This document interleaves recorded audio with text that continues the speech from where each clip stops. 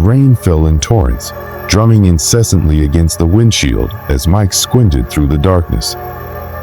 The storm had hit out of nowhere, transforming the arid desert landscape into a blur of mud and water. Beside him, Emily clutched the map, though it had been useless for miles.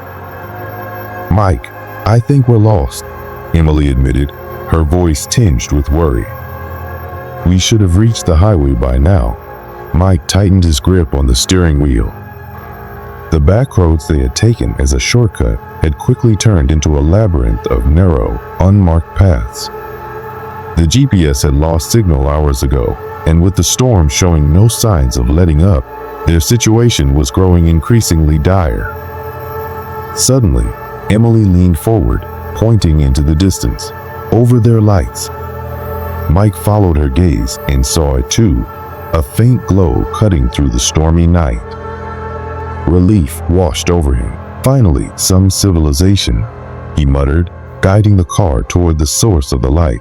As they approached, the outline of a building came into view. It was an old motel, its neon sign flickering weakly. Sunset Motel. The once bright colors of the sign had faded with time, and the building itself looked worn and weathered by years of neglect. But it was shelter, and that was all that mattered. Mike pulled into the empty parking lot, the tires crunching on the gravel. The place seemed deserted, but the vacancy sign buzzed faintly, offering a glimmer of hope. They hurried out of the car, pulling their jackets tight against the rain as they dashed to the front office. The door creaked ominously as Mike pushed it open, and they stepped inside. The lobby was dimly lit, the only light coming from a dusty lamp on the front desk. A musty odor hung in the air, mingling with the faint scent of mildew. Emily approached the bell on the desk and hesitantly tapped it. The metallic ring echoed through the empty room, and for a moment there was silence. Then, from a back room, they heard shuffling footsteps. A man appeared, his figure framed by the doorway. He was elderly, with a gaunt face and deep-set eyes that seemed to glint with a strange light. His gray hair was slicked back, and his thin lips curved into a smile that didn't quite reach his eyes.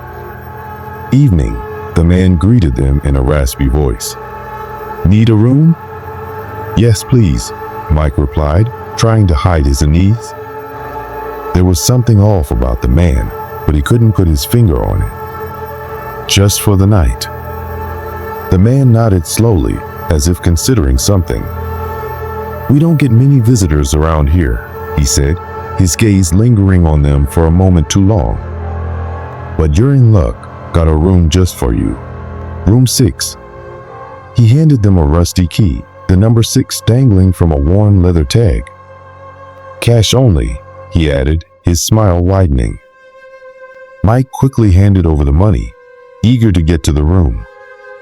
"Thank you," he said, but the man had already turned and disappeared back into the shadows.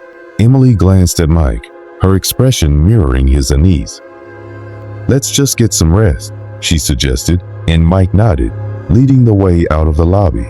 The rain had slowed to a drizzle as they made their way to room 6, a small, nondescript door on the far end of the building. The wind howled through the desert, sending chills down their spines as they unlocked the door and stepped inside. The room was cold and uninviting, with outdated furniture and peeling wallpaper. A single light bulb hung from the ceiling, casting a dim, flickering glow. The bed was covered in a threadbare quilt, and the carpet was stained and worn. Emily sighed, setting down her bag. "It's not the Ritz, but at least it's dry," she said, trying to lighten the mood. Mike forced a smile, but his eyes kept darting to the shadows in the corners of the room.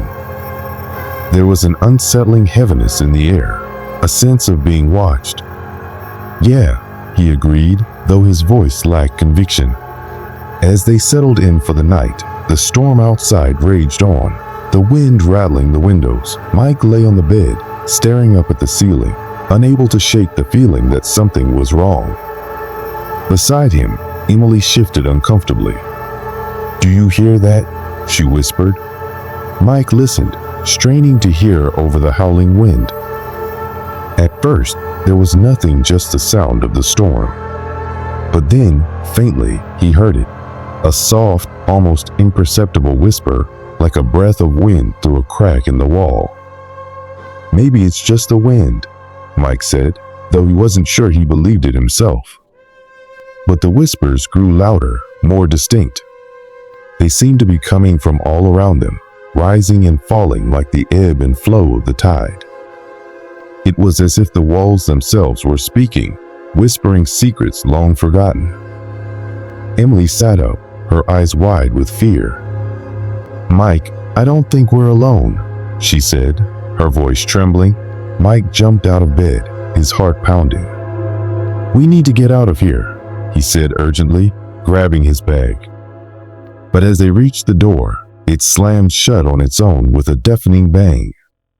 The whispers turned into moans and then into wails, filling the room with a cacophony of tortured voices. Panicking, Mike yanked on the door handle, but it wouldn't budge. "It's locked," he shouted over the noise.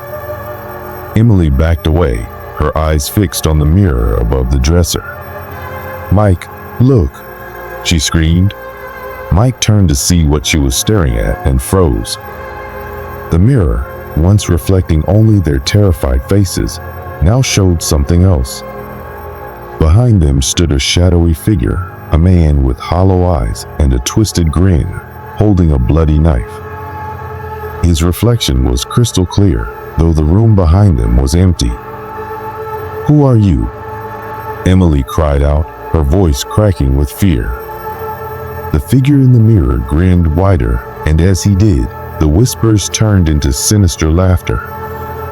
Mike and Emily watched in horror as the figure stepped forward in the reflection, though the room itself remained empty. The man in the mirror began to raise his knife, moving closer and closer to them. "We have to break it," Mike shouted, grabbing the nearest object, a heavy lamp, and smashing it into the mirror. The glass shattered, and the figure vanished, but the room remained filled with the chilling sound of laughter. Desperate, they turned back to the door, which finally swung open on its own. They didn't waste a second, bolting out into the storm. The rain had turned to ice, stinging their skin as they ran to the car. Mike fumbled with the keys, his hands shaking, but finally managed to get the door open. They jumped in, locking the doors behind them. The car roared to life, and Mike floored the gas, speeding out of the parking lot. As they drove away, they glanced back at the motel, its dark silhouette fading into the night. Just as they thought they were safe, Emily let out a gasp. "Mike, look." In the rearview mirror, they saw them figures standing in the motel windows, watching them leave. They were the ghosts of the motel's previous victims, their faces twisted in eternal agony. But it wasn't just them. The old man, the motel owner, was standing in the middle of the parking lot, his eyes gleaming with malevolent satisfaction as the storm raged around him.